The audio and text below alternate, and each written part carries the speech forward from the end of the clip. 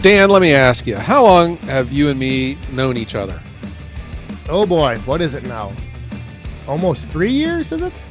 Has it been? I think so. Yeah. So I've gotten to know you pretty good. I mean, we don't mail each other Christmas cards, but there is one thing about you that just annoys me. Oh, I'm better looking than you? Well, according to my mom, you're not. That is um, that is not what is annoying me. my arms, my guns are bigger than yours. No, that is not it either. All right, I'm gonna Here's what quit guessing. annoys me. Here's here's what annoys me about you. All you do is complain about the weather. Jeez, give it up Yeah, already. I don't know. I don't know where I would have gotten that from. Who I picked I up don't know. on. Yeah, there's Dad always says you can. There's one of two things. You can either complain about it or you can do something about it. So that's why you don't hear me complaining about the weather. Oh yeah, I've always wondered why you never do. I've always Uh wondered why huh. the weather doesn't isn't something that bothers you. Yeah. Well, in Ohio, we are a tough lot, and we don't let little things like the weather get us down. See, I was going to mention today that I think all of your complaining about the weather has impacted me. Well, that's where I'm going with this. You had scheduled a big shindig up there at north central Wisconsin, and you let a little thing like record rainfall cancel it. I mean, Yeah, what the heck? What's 6 inches of rain? Come on. I know. It really seems like nothing, but yeah, Mother Nature once again has foiled my plans. Well, sort of. The last 2 years when I did a little event, Mother Nature foiled the plans on the day of the event. This year, it was the week leading up to the event. Yeah. Yeah. Yeah. I, I'm hoping to plan another open house for next spring. But part of me just says, why even bother? Because it's going to rain.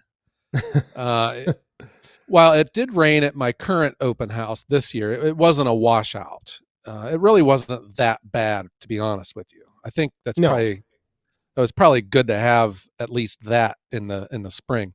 But then my cookout for All Roads Lead to Ohio, it kind of sprinkled a little bit No.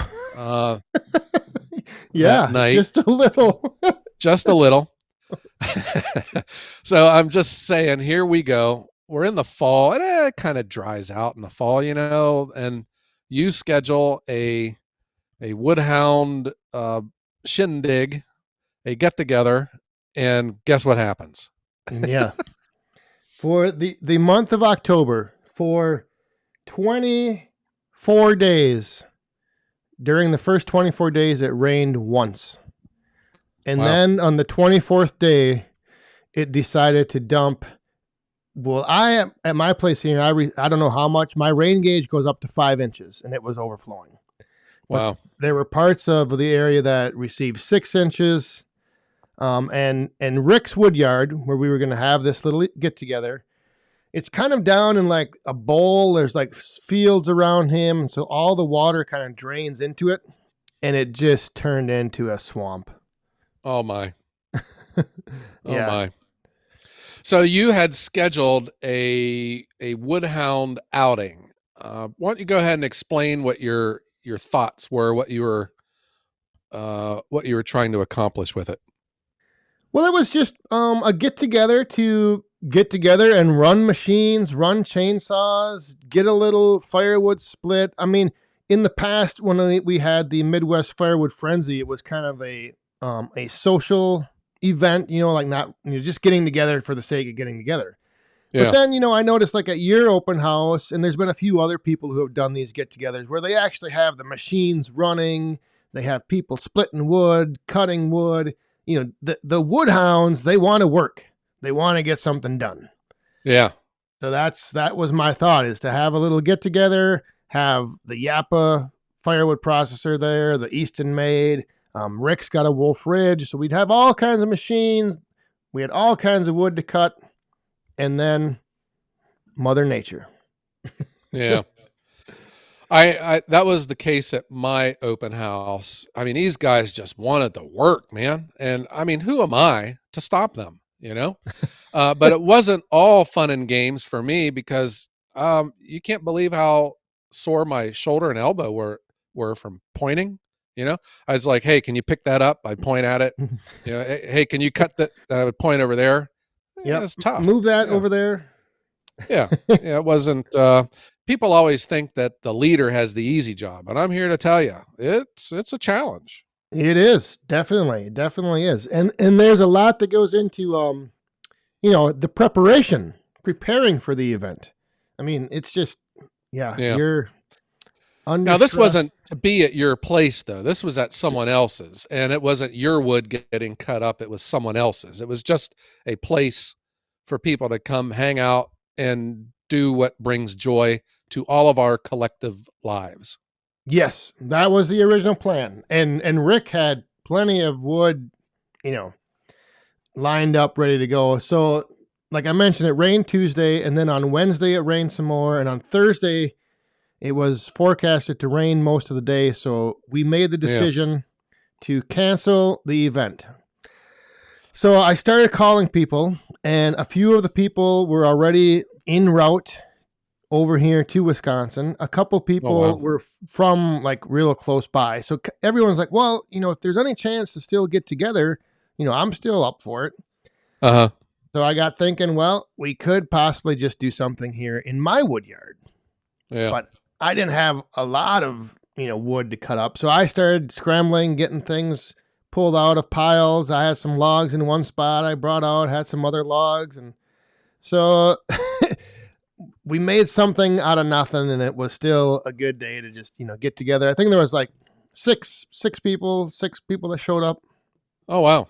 Well, that's nice. Yeah. But that also that reveals the makeup of the people we were all surrounded with. You know, Yep. everyone knows it's rainy. Everyone knows that it's mucky and miserable out, but no one cares. They're still willing to come. Yep. Yeah. And the day, Saturday, that day, it was cold, but it wasn't raining. So like there was one guy that he's always been wanting to get on the podcast. I'm going to mention his name now. So he's kind of been on the podcast. Kevin, What's the Buzz is his YouTube channel. Yeah. But him and his wife were already over here visiting some friends. So they, like I said, they were in the area. One guy, Alan, lives 10 minutes away from me. So, we were still able to find people to come over. Brent from around the yard, he was picking up his log splitter from Wolf Ridge after having some modifications made to it. So he was already over here. So it's like, hey, Oh, all wow. right, let's see what we can do. Okay. And you live close. I guess Wolf Ridge Log Splitters operates out of your hometown. Yep. About 5 Okay. miles away. Yeah. And that was the initial relationship with your Firewood Frenzy, Yes. which went on for a couple years. Yep. Okay. Yeah. Originally, it was finding a place to get people together. But again, the mindset was just, the whole getting together and kind of like socializing. And then that kind of evolved just through other people doing similar events to where, hey, let's have the opportunity to split some firewood and, run some chainsaws and get work done. So let's pretend that the rain never came and everyone was coming. What was the makeup, or how far were they traveling? How many people were you expecting? I think I had around 12 to 15 that were like committed, that had like reached out to me, filled out my online form, RSVP'd. And I think the furthest was the saw surgeon. He was coming from all the way down in Battle Creek, Michigan. Oh, wow. He still came up anyway. And then a couple people from Minnesota and just around Wisconsin. So it was going to be, not huge. It was going to be a few more people showing up, the original plan, but Yeah. like I said, we still got something All done. right. Do you think that you're going to try and accomplish something like this again? Well, that was the question: is if we were going to reschedule, trying to find a date for another weekend. And now, like in November, it gets tough with deer hunting and Thanksgiving, and Yeah. people are just busy. So I don't think we're going to try to do anything yet again this year. And for next year, I tell you, I don't know. Uh-huh.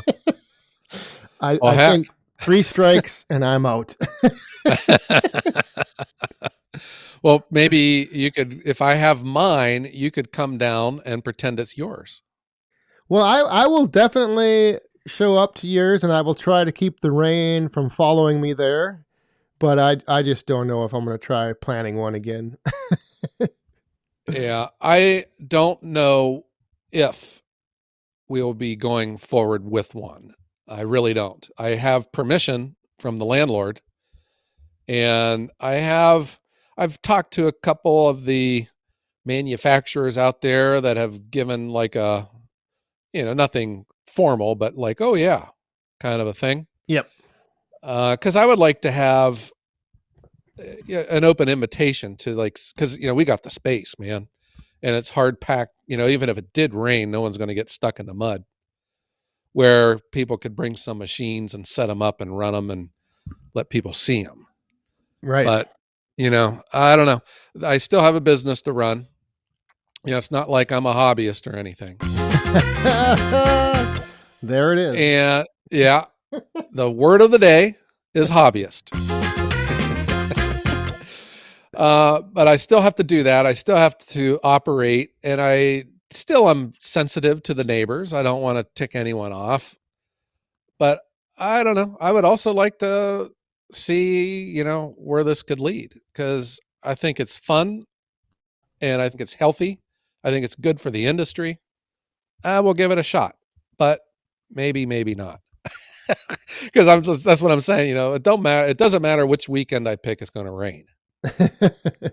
Yeah, and the one thing I never let this one cat out of the bag that I had, but originally Andrew Easton was planning to be at this get together with his 40C processor because Oh he was wow. bringing it over to Wisconsin. But then they had some things that they were trying to fine tune on it, and his schedule got changed, and he wasn't going to be able to make it then anyway. And then the rain, we ended up canceling. So, Uh huh. so it's and that's the whole thing that I don't know if everyone truly understands or appreciates the planning and the stress and everything that goes into putting something like this together. I mean, it is a lot more. There's a lot more to it than just saying like, "Hey, everyone, come over." Right. Yeah. The one. Let me ask you this: did you rent a porta potty? I did, and guess what? They delivered What? it because of their route schedule. They delivered it to Rick's Woodyard last Wednesday, and they picked it up this Wednesday, and it never got used. But guess what? I Oh wow. still Well, paid full price for it. yeah, I bet. That was my big takeaway. Was I could not believe how expensive a porta john is.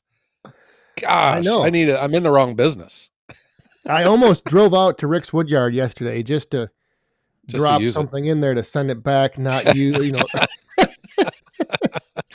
I'm like, something's got to. That thing wasn't even used. Come Oh on. my gosh. Yeah. Yeah, that is my takeaway from my event. Now I was also under stress because we were moving from the old wood yard to the new wood yard and getting set up for the open house too. So there was a lot of stuff going on. And you remember even the weather, the effect that it had when we were moving, because you were there to help to do the move. Yes. Yep. Yeah, we had all of our eggs in one basket for one day, and we decided to change it because of the weather, and that was exciting. But it was, yeah, the small things, the porta johns, the food vendors, the garbage, all these things that you don't think of, but they all cost money.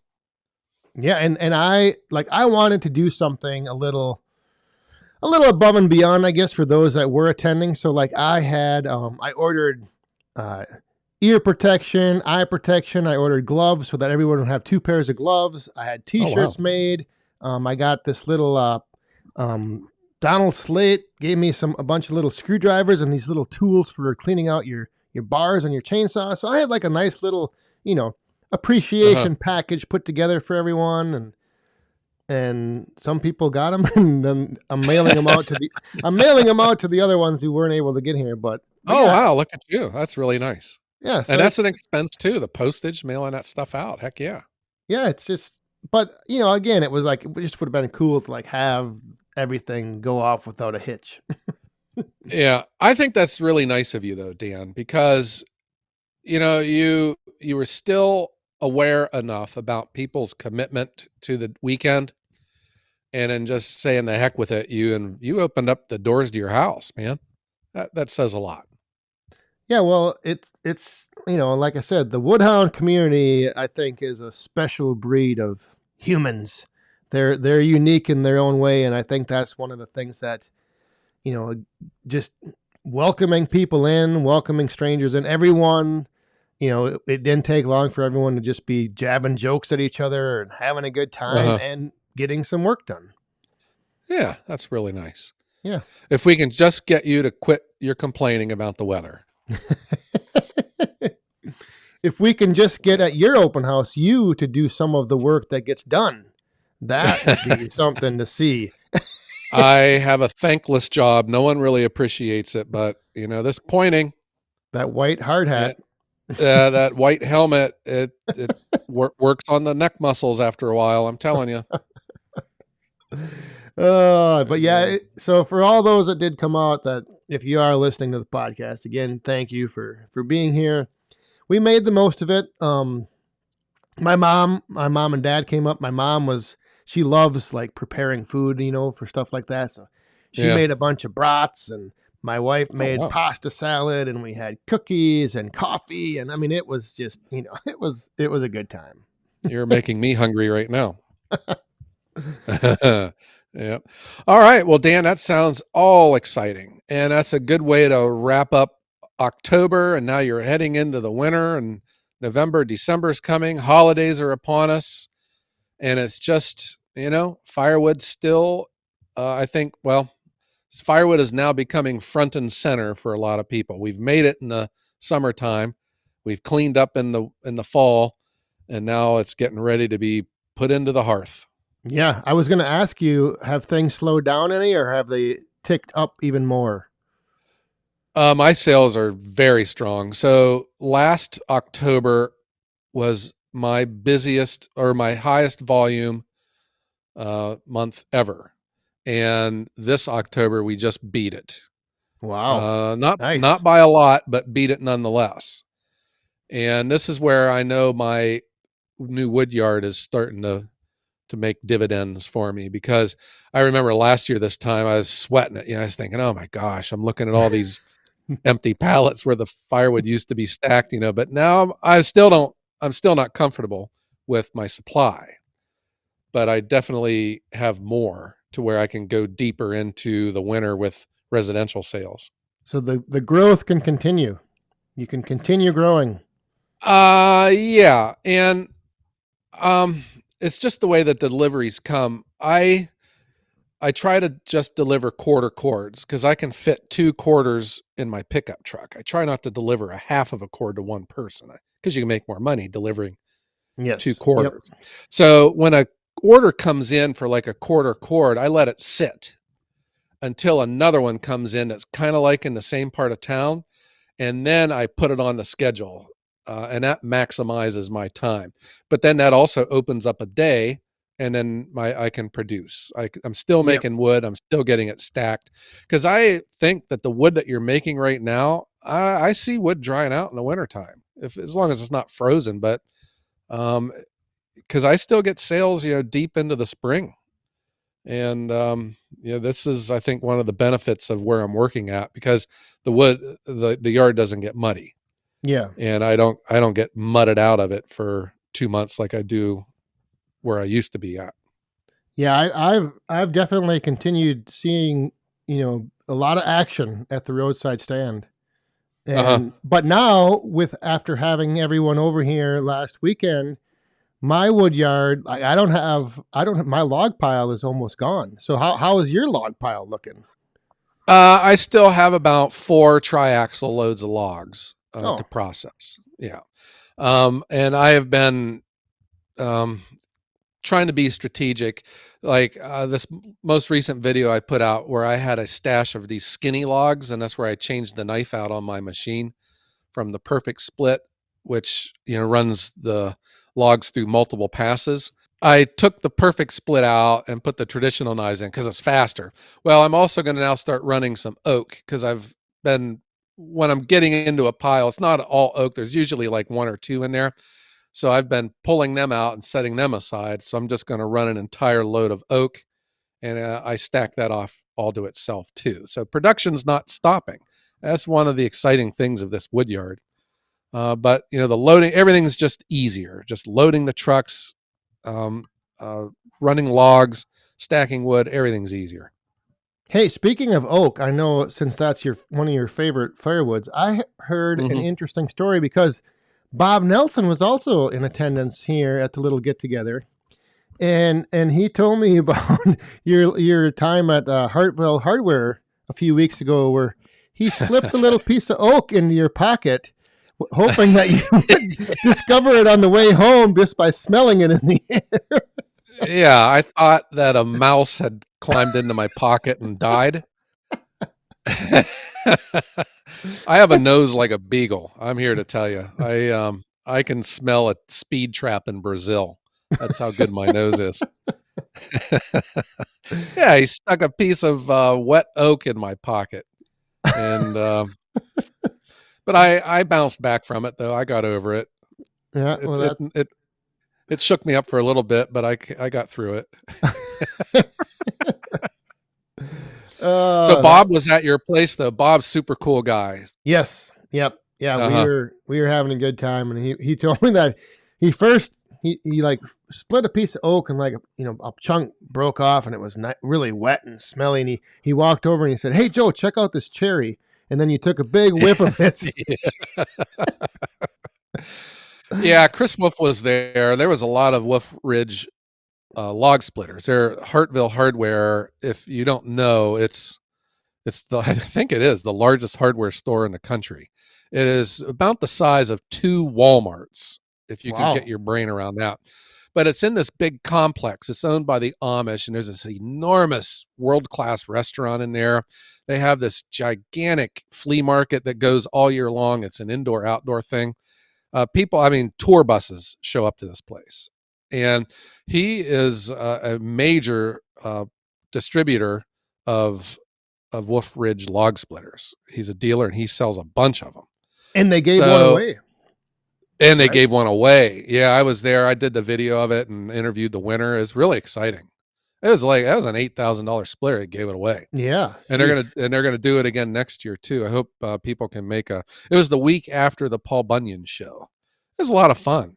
Yeah, so Chris Wolf was there and he was demonstrating his new vertical log splitter, and I was filming it. He was splitting up green oak, and to me it was like just a haze. It was like watching like heat come out of the back of a jet engine. It was just like this just blurry thing, just all the stench coming off these logs. And I was like, oh my gosh, I love the splitter, but come on.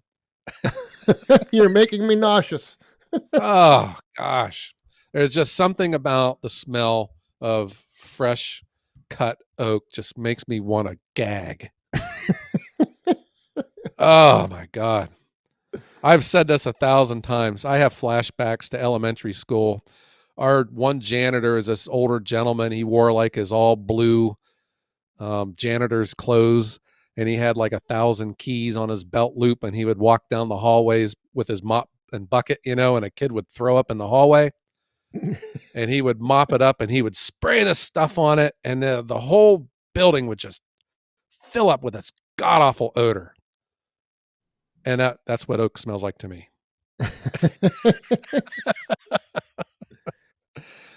Yeah, but I got through it, Dan. Well, that's good. That's good Yeah. to know. All right, Dan. So I'm going to wish you a productive November as we go into November 2023. And I'm going to wish all of our Wood Hounds that have tuned in for the world's most popular firewood podcast. I want to thank you all for tuning in. Yeah, and if you can catch us every Wednesday.